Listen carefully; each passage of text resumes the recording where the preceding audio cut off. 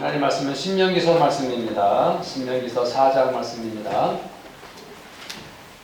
신명기서 4장 32절부터 40절에 있는 말씀입니다. 저와 성도님들이 한 절씩 이렇게 교독을 하시고요. 40절은 다 함께 읽습니다. 제가 먼저 읽겠습니다. 네가 있기 전 하나님이 사람을 세상에 창조하신 날부터 지금까지 지나간 날을 상고하여 보라. 하늘 이 끝에서 저 끝까지 이런 큰 일이 있었느냐, 이런 일을 들은 적이 있었느냐. 어떤 분이 하늘 앞에서 말씀하시는 하나님의 음성을 스스로 듣느냐. 어떤 신이 와서 시험과 이적과 기사와 전쟁과 강한 손과 편팔과 크게 두려운 일로 한 민족을 다른 민족에게서 인도하여 낸 일이 있느냐. 이는 다 너희 하나님 여호와께서 애굽에서 너희를 위하여 너희 목전에서 행하신 일이라.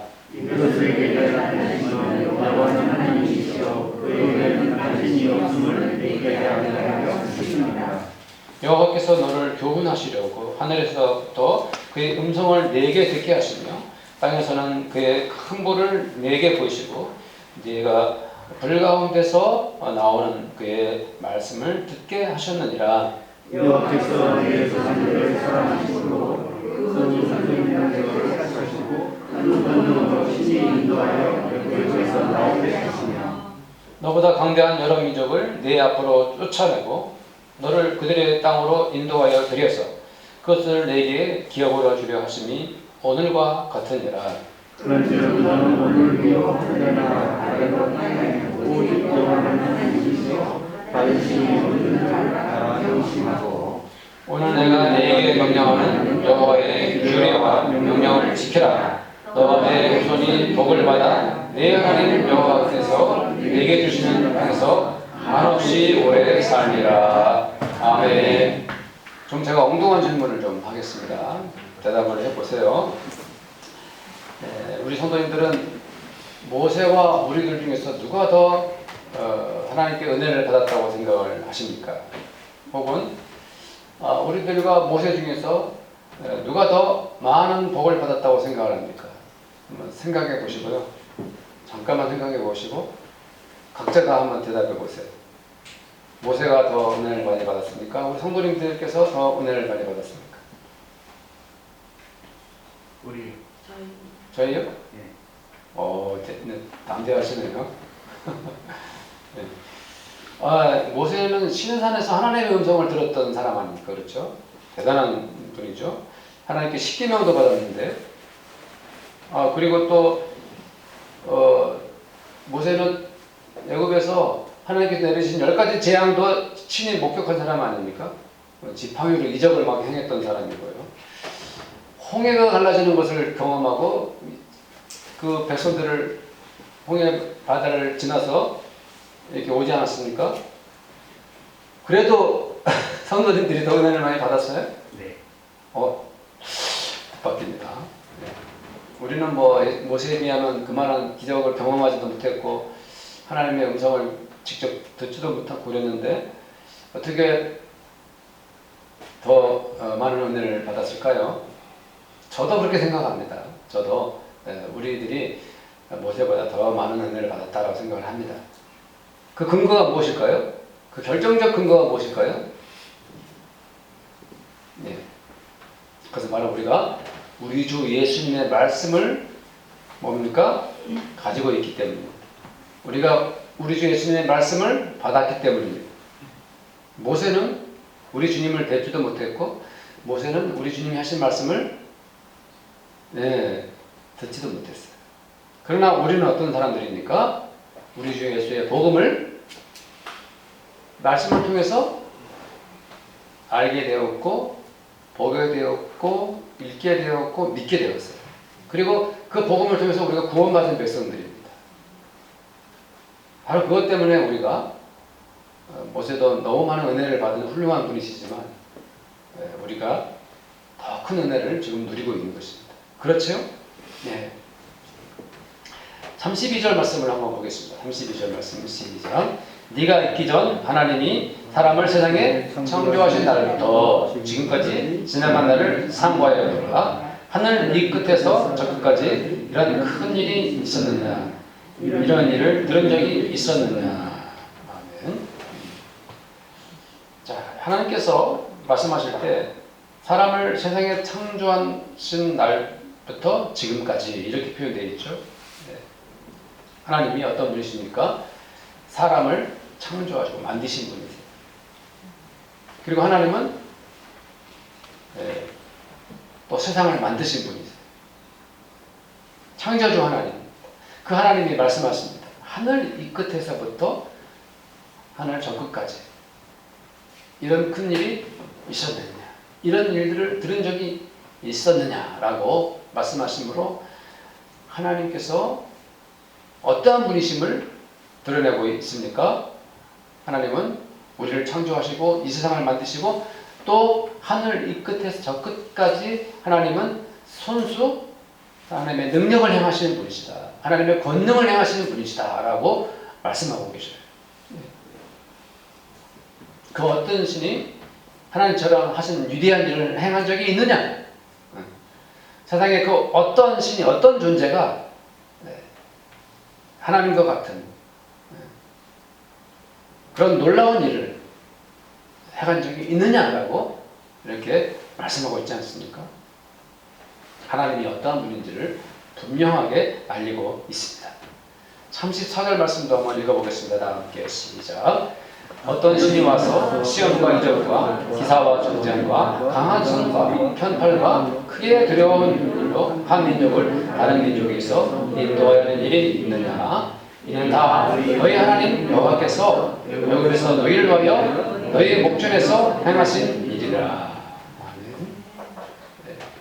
창조주 하나님을 만드신 하나님이 이제 그 일을 끝내시고 그냥 쉬고 계신 하나님이 아니라 저 멀리 하늘에서 머물러 계시고 우리를 멀리서 바라보시는 하나님이 아니시라 친히 하나님께서 너희의 목전에서 행하셨다라고, 즉 이스라엘 백성들 가운데 오셔서 여전히 뭡니까? 일하셨던 거예요.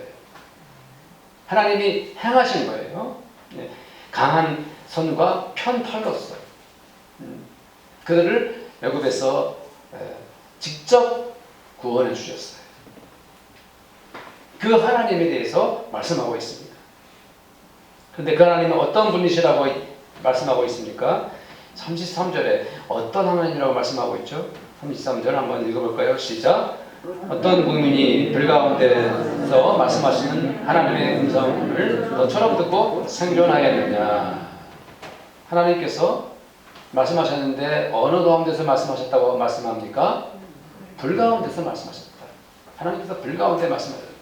그런데 그 하나님의 음성을 듣고서 그들이 죽지 않고 뭐했다? 생존했다. 어떤 배경을 두고 있는 말씀입니까? 출애굽기 19장에 보면은 16절부터 19절 사이에 그 불 가운데 말씀하신 하나님의 그 모습이 드러나 있어요. 이 시내산에서 이제 모세가 하나님을 뵙고 있어요. 그리고 나팔 소리가 크게 들립니다. 그리고 빽빽한 구름이 산 위에 있습니다. 그리고 백성들이 진중에서 다 그 광경을 멀리서 다 떨며 지켜보고 있습니다. 그래서 모세가 하나님을 뵈려고 산 기슭에 서 있는데 시내산의 연기가 촉합니다. 그때 여호와께서 강림하십니다. 어떻게 강림하셨습니까? 불 가운데서 강림하셨어요. 하나님께서 불 가운데 강림하셨어요. 그래서 연기가 이렇게 온기가마 연기처럼 확 떠오르고 온 산이 크게 진동했어요. 그때 그 현상은 이스라엘 백성들과 모세로 하여금 지금 어느 분이 강림하고 계시다는 것을 보여주고 있습니까? 하나님이. 그런데 처음에 들렸던 나팔 소리보다 더 큰 소리가 점점 커집니다. 그래서 나팔 소리가 커진다. 이 구약 성경에서 이제 하나님의 인재를 알릴 때 이렇게 연기 가운데 하나님 임하시기도 하고 불 가운데 임하시기도 하고 나팔 소리 가운데 임하시기도 하십니다. 그래 다 일어났어요. 그때 모세가 이렇게 말을 합니다. 하나님한테. 그때 하나님께서 대답을 하십니다. 모세에게. 어떻게 대답하셨을까요? 하나님의 음성으로 대답하시더라 라고 출애굽기 19장 19절에 기록되어 있어요. 하나님께서 무엇으로 응답하셨어요? 음성으로. 즉 하나님께서 내가 너희들에게 지금 임한다라고 그 사인을 보여주실 때 빽빽한 구름이 있었고 나팔소리가 나고 그리고 뭐입니까? 산이 진동이 되고 그리고 하나님께서 불 가운데 임하셨는데 그 하나님의 인재의 마지막 최종적인 그 하나님의 인재의 마지막 모습은 어떤 모습입니까? 음성으로 나타나는 거예요. 말씀으로 나타나신 거예요.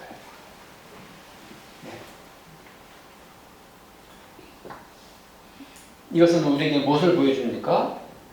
하나님의 임재의 마지막 가장 거룩하고 하나님의 임재의 확실하고 분명한 증거, 그것은 무엇이라는 것을 보여줍니까? 말씀으로, 음성으로 이렇게 보여주고 계신 거예요. 자, 35절 말씀 좀 읽어보겠습니다. 35절 시작. 이것을 내게 나타내심은 여호와는 하나님이시요 그 외에는 다른 신이 없음을 내게 알게 하려 하시니라. 이스라엘 백성들이 그 시내산에서 그것을 그 광경을 목격하면서 그 놀라운 임재를 경험하는 그 순간에 그들은 그 하나님에 대해서 어떠한 믿음을 갖게 됩니까? 여호와는 하나님이시고 하나님 외에는 다른 신이 없다. 오직 하나님만이 우리가 믿고 섬기며 영광을 돌리는 그 하나님이시다. 하나님만이 유일한 하나님이시다. 라는 것을 그들에게 하나님께서 친히 뭐하고 계십니까? 보여주고 계십니다. 36절 말씀도 한번 읽어보겠습니다. 36절 시작. 여호와께서 너를 교훈하시며 하늘에서부터 그의 음성을 내게 듣게 하시며 땅에서는 그의 큰 벌을 내게 보이시고 내가 그 가운데서 나오는 그의 말씀을 듣게 하셨느니라. 자, 여기서 우리가 알 수가 있죠. 여호와께서 이 모든 현상을 보여주셨던 이유가 무엇이라고 말씀하고 있습니까? 여호와께서 너를 뭐 하시려고? 교훈하시려고. 교훈은 어떻게 합니까? 하나님께서 무엇으로 하십니까? 말씀으로 하시죠. 그래서 하늘에서부터 그의 음성을 내게 뭐하게 하시며 듣게 하시며. 그러니까 하나님의 백성들은 하나님의 임재를 경험하면 반드시 무엇을 경험해야 됩니까? 하나님의 음성을 들어야 돼요. 네.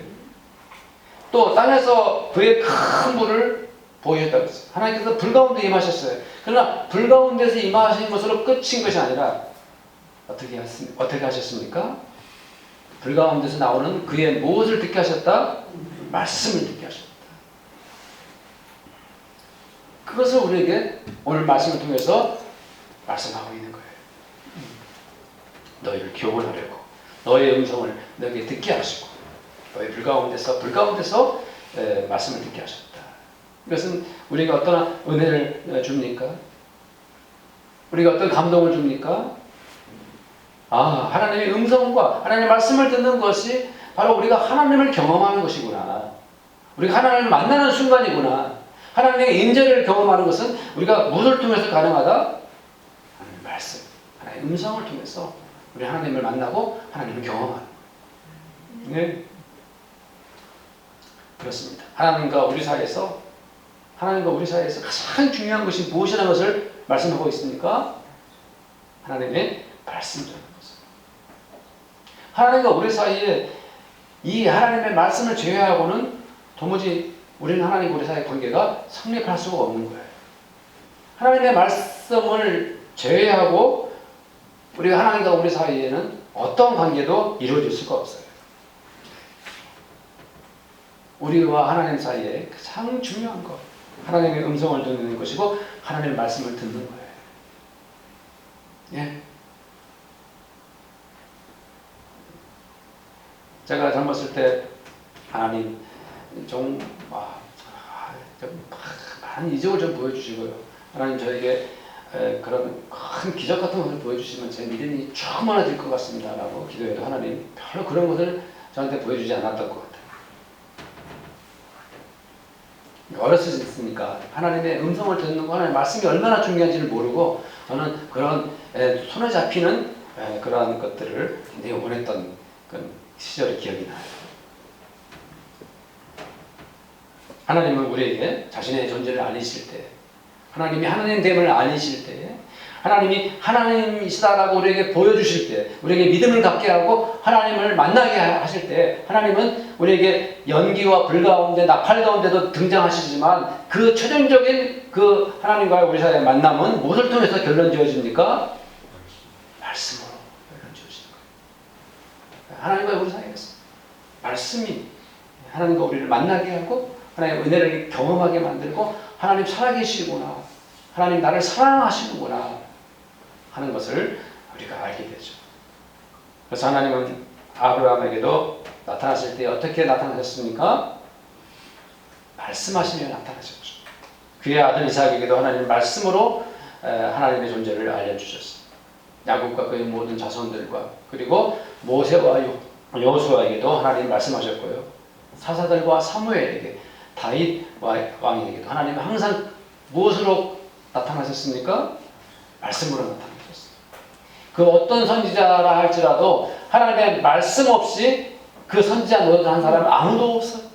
모두 하나님의 말씀을 받아서 하나님 살아계심을 증언하였고 하나님과의 거룩한 영적 교통이 이루어진 것입니다. 하나님 말씀 없이는 누구도 하나님을 만날 수가 없어요. 그렇다면 지금 이 시대를 살아가는 우리들도 마찬가지 아닙니까?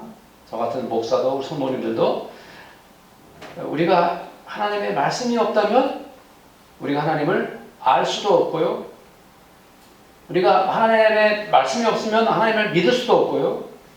우리가 하나님의 말씀을 죄해야 한다면 우리는 결코 하나님을 만날 수가 없는 거예요. 그렇죠? 네, 그렇습니다.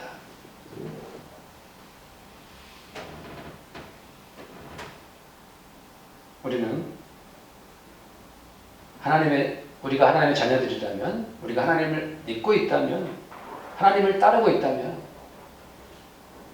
진정으로 아브라함처럼 모세처럼 하나님의 음성을 들어야 합니다. 하나님의 말씀을, 우리 주 예수 그리스도의 복음을 받아야 합니다. 그래서 너무 당연하고 또 반드시 그래야만 하는 것입니다. 만일 어떤 성도가 내가 하나님도 믿고 예수님께 구원도 받았지만 하나님의 말씀을 읽을 시간이 없어요. 저는 하나님의 음성 듣기가 너무 어렵습니다. 그냥 믿음만 가지고 신앙생활하면 안 되나요? 이렇게 질문을 한다면 무슨 문제가 있습니까? 네, 믿음도 있고 교회도 다니고 신앙생활 잘하고 정상적인 그리스도인으로 보이는데 그 말씀 읽고 말씀 묵상하는 시간이 너무 저에게는 힘들고 어려워요. 그러니 제가 그냥 신앙생활을 하되 전 말씀 없이 신앙생활하면 안 될 거 하는 여기에 큰 문제가 있는 거죠. 예수님 시대의 그 바리새인들과 사두개인들, 율법자들의 특징이 무엇입니까? 그들은 하나님을 믿고 하나님께 제사를 드리고 일주일에 2번씩 금식도 하고 신앙생활의 모든 것들은 다 갖췄는데 결정적인 것 한 가지, 예수님의 말씀만은 고역을 했습니다. 예수님 말씀만은 부정한 거예요. 그들은 예수님이 전했던 복음을 들으려 하지 않았어요. 그들은 예수님이 하신 말씀을 인정하지 않았어요. 그러니까 처음부터 귀를 닫은 거죠.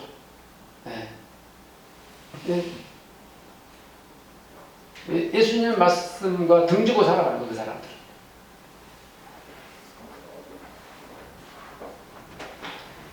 왜 제가 오늘 이런 말씀을 전합니까? 복음은, 말씀은 타협의 대상이 아닙니다, 성도님들. 하나님의 말씀은 들어도 되고 안 들어도 된다. 그런 조건적인 것이 아닙니다. 우리가 하나님을 믿고 하나님을 사랑한다면 반드시 당연히 하나님의 말씀을 읽어야 되고 우리 주 예수 그리스도의 복음을 받아야 됩니다. 그것이 우리 생활 속에 없다면 이것은 얼마나 모순입니까? 네. 이것은 만약에 우리가 말씀을 읽지도 않고 말씀을 묵상하지도 않고 주의 말씀을 접어놓고 살고 있다면 대놓고 주님의 말씀을 거절하는 것과 같은 거예요. 네.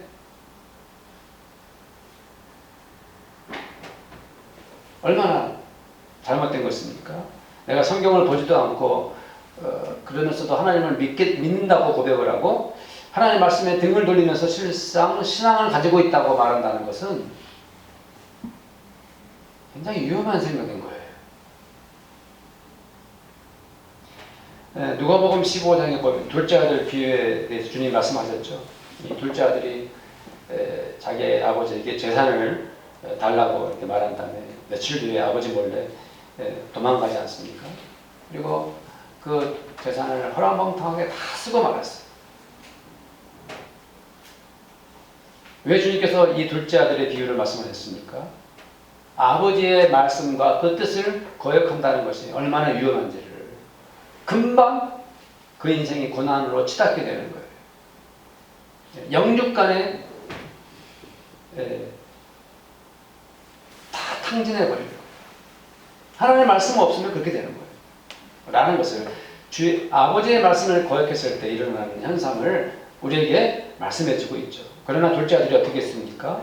굶어 죽게 되자 뒤늦게 후회를 하고 아버지에게 돌아옵니다. 그때 아버지는 그 둘째 아들을 어떻게 합니까?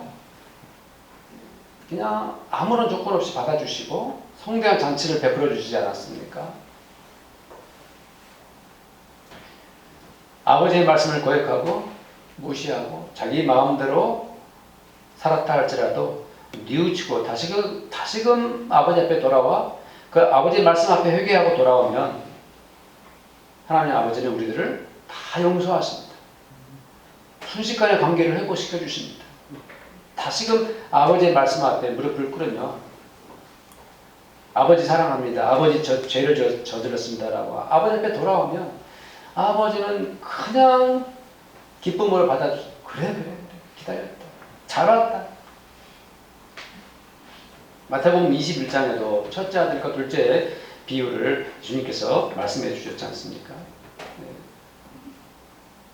포도원을 치는 포도원을 가꾸는 아버지가 아들들에게 포도원에 가서 일을 하라 그랬어요. 그러니까 첫째 아들이 가겠습니다 하고 했다가 가지 않았고 둘째 아들은 싫어요 안 가겠어요 하고 거절했다가 나중에 뉘우치고 어떻게 했습니까?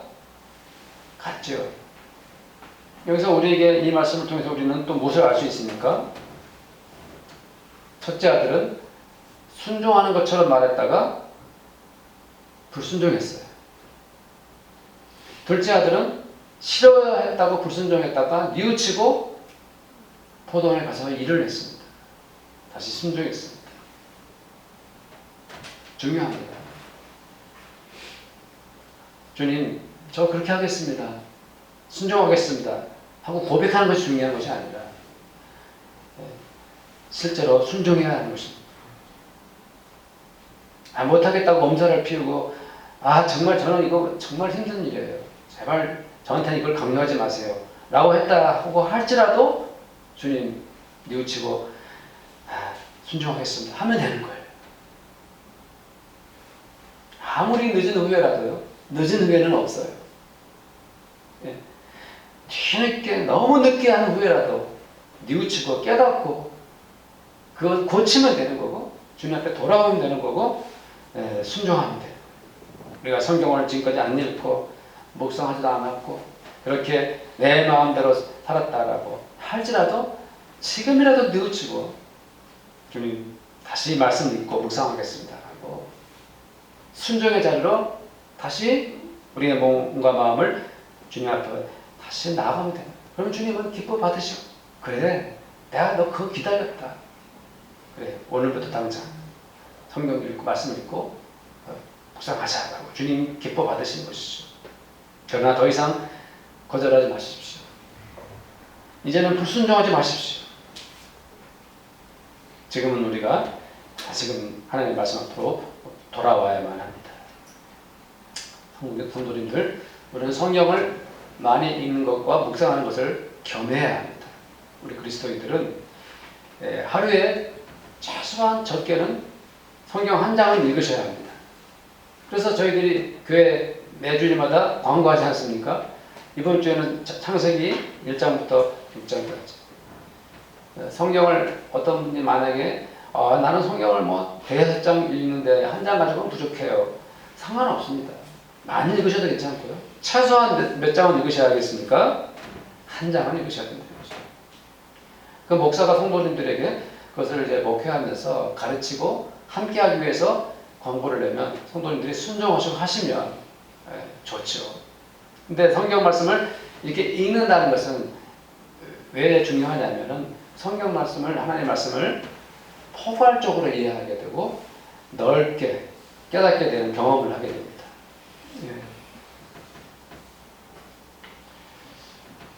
사실 이제 성경이 매우 어렵기도 해요. 그래서 저도 이제 어떤 말씀을 가지고 성도님들에게 말씀을 전해야 된다 그러면 다시 또 연구하고 다시 또 생각하고 다시 배워서 전해야 될 만큼 성경은 어려워. 그렇지만 성경 말씀이 어렵고 여기서 배경이나 전후 문맥이 이해하기 까다롭고 때로는 이게 도대체 어떤 말씀일까 라고 그렇게 나에게 정말 어렵다라고 생각된다 할지라도 그냥 읽으셔야 합니다. 네.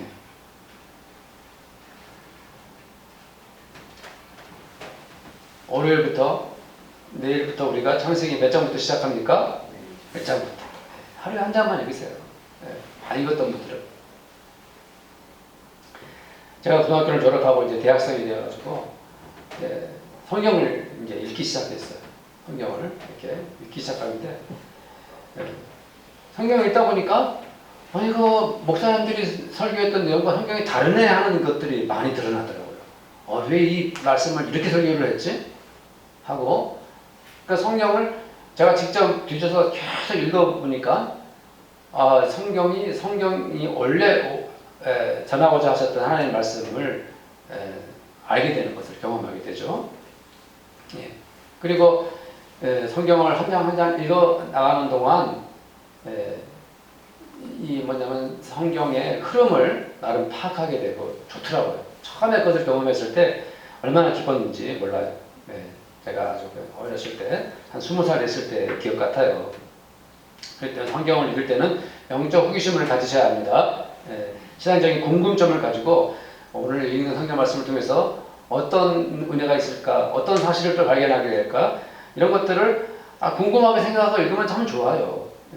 그래서 내가 몰랐던 새로운 이런 그 은혜를 다 찾아내면 얼마나 좋아요. 마음을 열고요. 그렇게 성경을 하루하루 하나씩 꼭 읽으시기를 축복합니다. 우리가 성경 말씀을 읽을 뿐 아니라 또 하나님의 음성을 듣는 훈련을 해야 됩니다. 듣는 훈련. 읽는 것은 내가 스스로 연구하듯이 이렇게 찾아가 읽는 거고요. 듣는 것은 읽는 것을 마친 후에 멈추는 것입니다. 그리고 오늘 말씀을 통해서 하나님 나에게 뭐라고 말씀하셨지 하고 하나님의 음성을 듣는 시간을 가져야 된다. 이런 말씀이에요. 주님께서 말씀했죠. 들을 끼는 자는 들어야 한다. 그래서 우리가 이 하나님의 말씀을 통해서 읽고 나서 묵상하면서 하나님 나에게 무엇을 말씀하셨습니까? 라고 조용히 성령님께서 우리에게 하시는 그 음성을 들으셔야 하는 거예요. 그것이 뭡니까? 묵상이에요.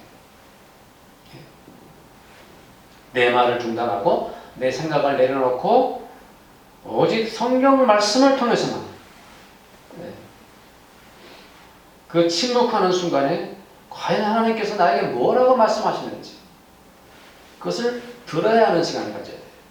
그렇기 때문에 그때는 공간이 필요하고 시간이 필요하고 침묵이 필요한 거예요.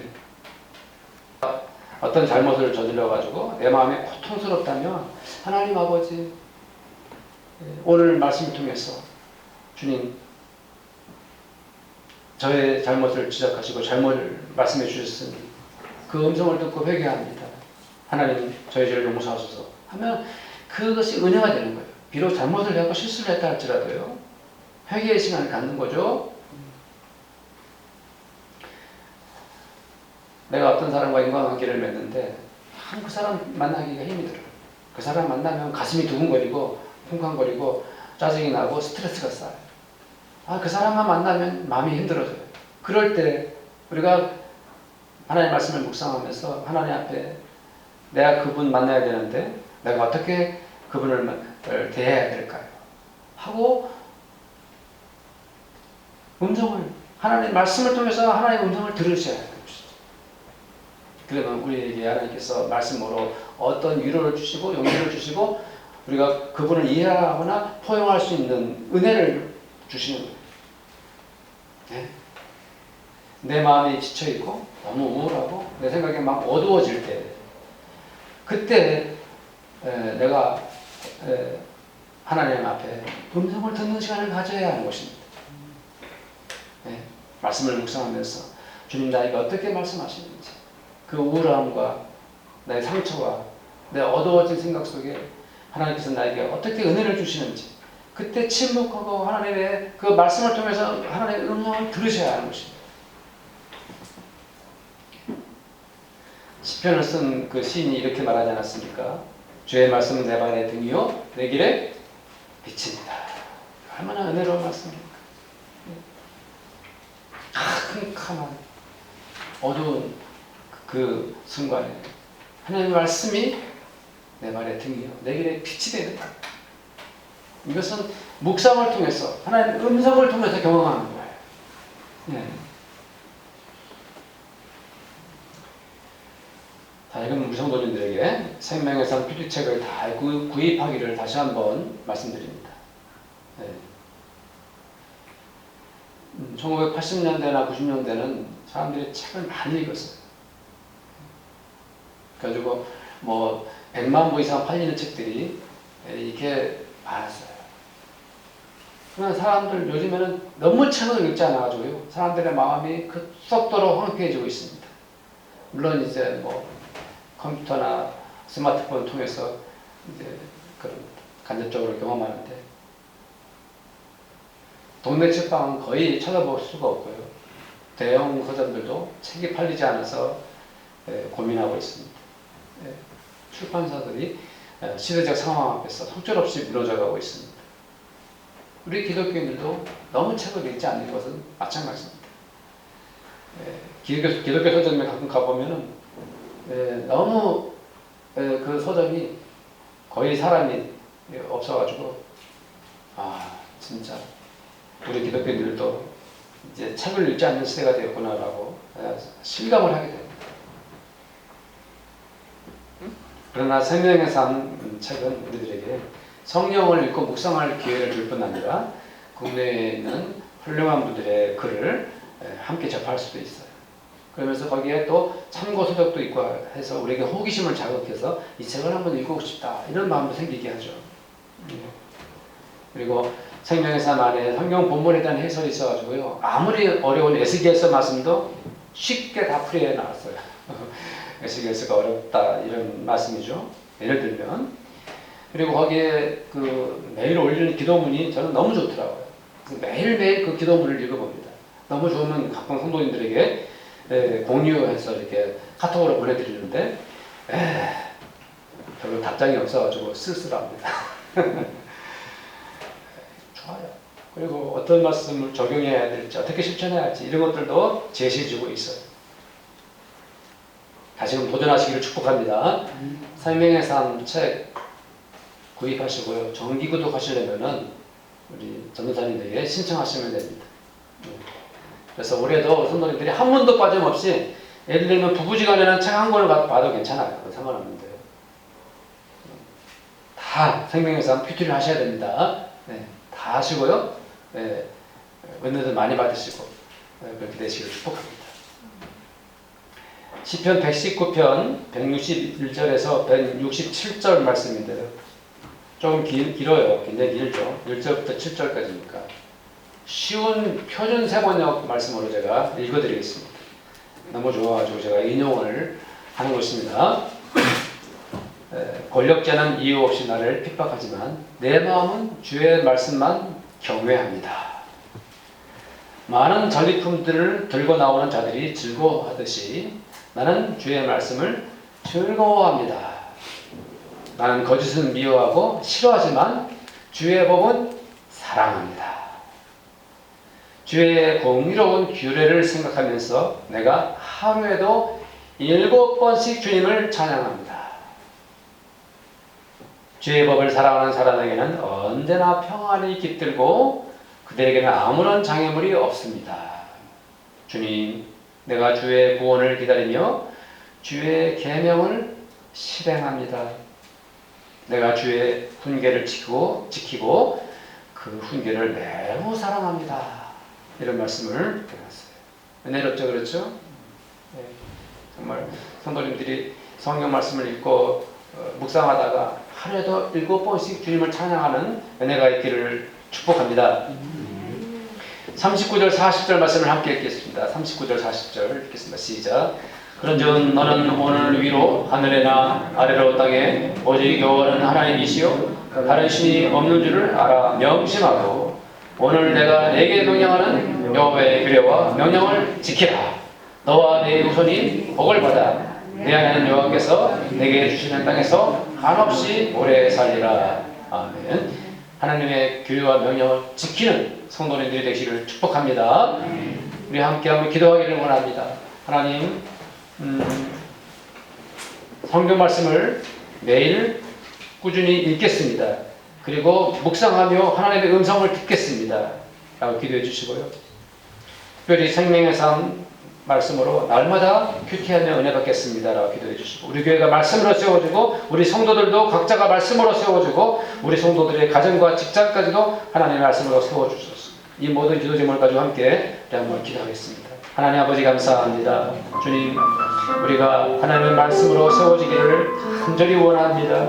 하나님 아버지, 우리가 하나님의 말씀을 제쳐놓고 하나님의 말씀을 접어두고 하나님의 말씀을 등한시 여기고 하나님의 말씀을 아버지 하나님이여 가볍게 여기고 심지어 하나님의 말씀을 무시하고 그렇게 살아서는 안 됩니다. 우리는 하나님의 말씀을 다시 읽어야 되고 하나님의 말씀을 묵상하며 하나님의 말씀 속으로 돌아가야 됩니다. 하나님의 음성을 들어야 됩니다. 우리는 하나님의 아들, 딸들이 아닙니까? 우리가 하나님의 말씀을 아무리 뒤로 밀어놓고 사는 그 교만과 어리석음에 빠지지 않기를 원합니다.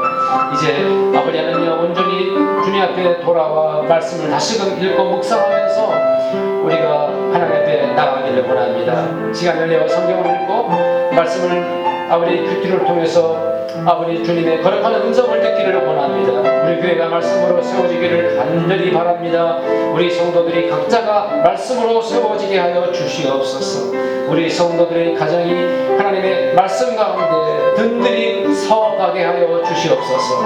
아버지 하나님 말씀으로 우리 성도들의 아버지 일터와 직장까지도 주님 축복해 주시옵소서. 오 주님, 우리를 말씀으로 세워 주시옵소서. 말씀으로 돌아가게 해 주시옵소서. 말씀으로 회복되게 하여 주시옵소서. 주님 은혜 감사드립니다. 우리 주 예수님의 이름으로 기도드리옵나이다. 아멘. 지금은 우리 주님 예수 그리스도의 은혜와 하나님 아버지의 사랑하심과 성령님의 교제하심이 이 자리에 함께한 우리 모든 성도들과 우리 성도들의 가정마다 그들의 일터와 그리고 우리 교회 위에 지금부터 영원토록 함께 있을지어다. 아멘.